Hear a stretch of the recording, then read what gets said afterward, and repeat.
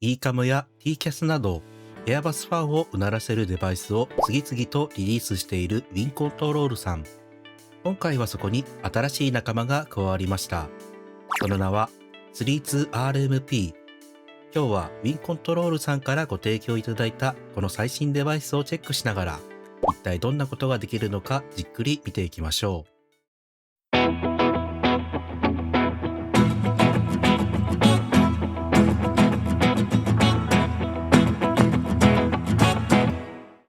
まずは開封から小さな箱から中身を取り出します。今回同梱されていたのは RMP デバイス本体、USB ケーブル、そして取り付け用のボルトと工具類です。ウィンコントロールさんの動画をいつも見ている方にはおなじみの光景ですね。今回ご紹介する RMP レディオマネジメントパネルは主に飛行機の無線を調整するためのパネルです。ATC と更新するための周波数調整はもちろん、バックアップ用として ILS や VOR の周波数を合わせることもできます。今回のモデルは A320 セオで採用されている7セグメント LED タイプ。ネオに搭載されている液晶画面とは異なり、どこか懐かしくもリアルなメカニズムが魅力です。本体サイズは横15センチ、縦8センチ、高さ7センチ。開発者曰く実物を徹底的に再現した1対1のフルレプリカとのことです。筐体は頑丈なプラスチック製ですが、スイッチ類は硬い樹脂でできており、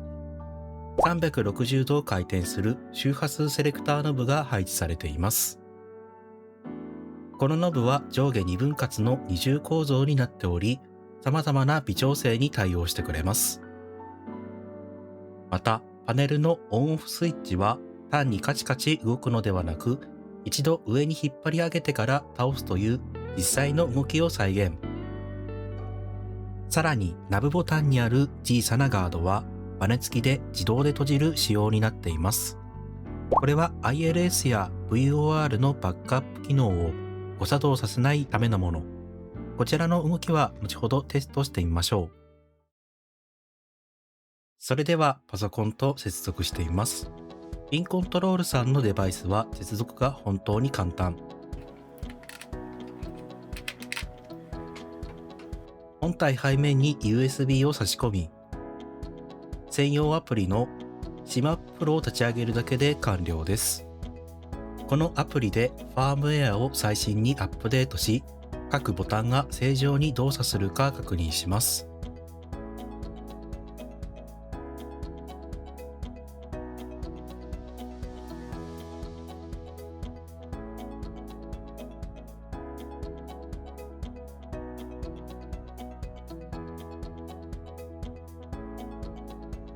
問題なさそうですね。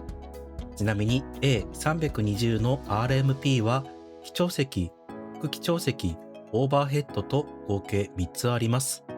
もし機長席側で使う場合はアプリの設定で RMPL に変更するのを忘れないでください。ではシミュレーターで機体を読み込みます。今回はテストとしてフェニックスの A321 を選んでみました。他にも FS ラーブスやフライバイワイヤーなど豊富なエアバス機体に対応しています。RMP をオンにします。はい、問題なく起動しました。ちょっと見えにくいのでライトを調節します。VHF1 から VHF3 を操作することで ATC と更新するコム周波数を調整できます。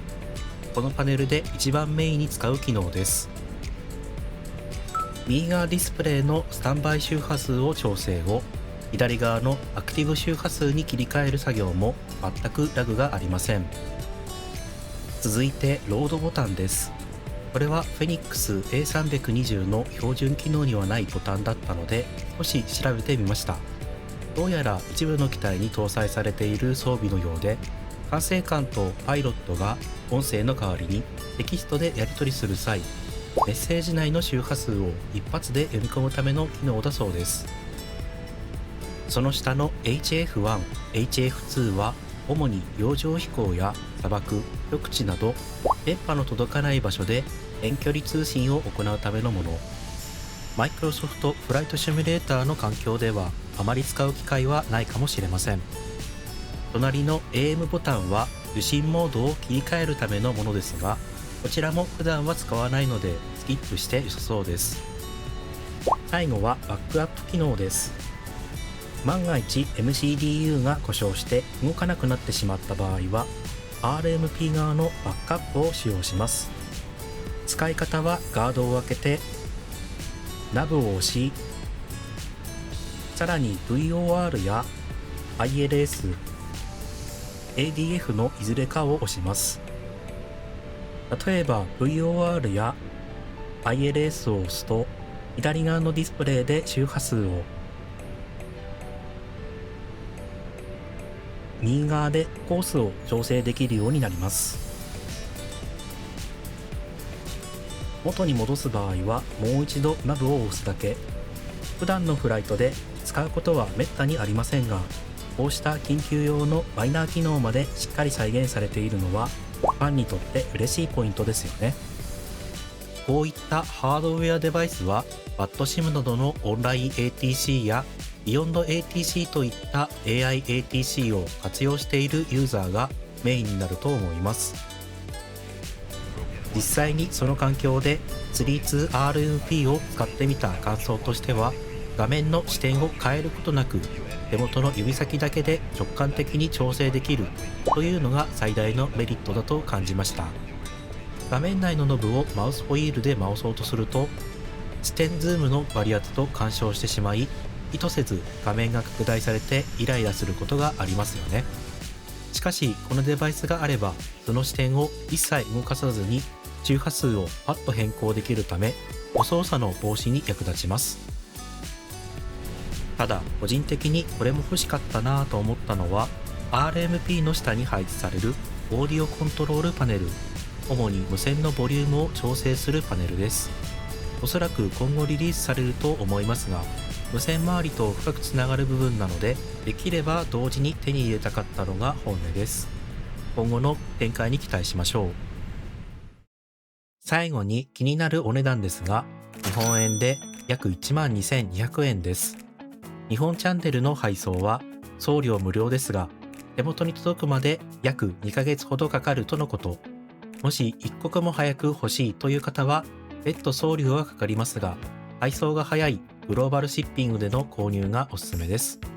さらにこのデバイスを購入すると AI ATC サービス Say Intentions AI が1ヶ月半額で始められるお得なクーポンもついてきます。ということで今回はインコントロールさんの 32RMP をご紹介しました。フライト中に無線操作を頻繁に行うユーザーにとっては1対1のリアルなレプリカとして間違いなくおすすめできるクオリティです。気になった方はぜひ概要欄のリンクからインコントロールさんのページをチェックしてみてください。それではまた次回の動画でお会いしましょう。良いフライトを。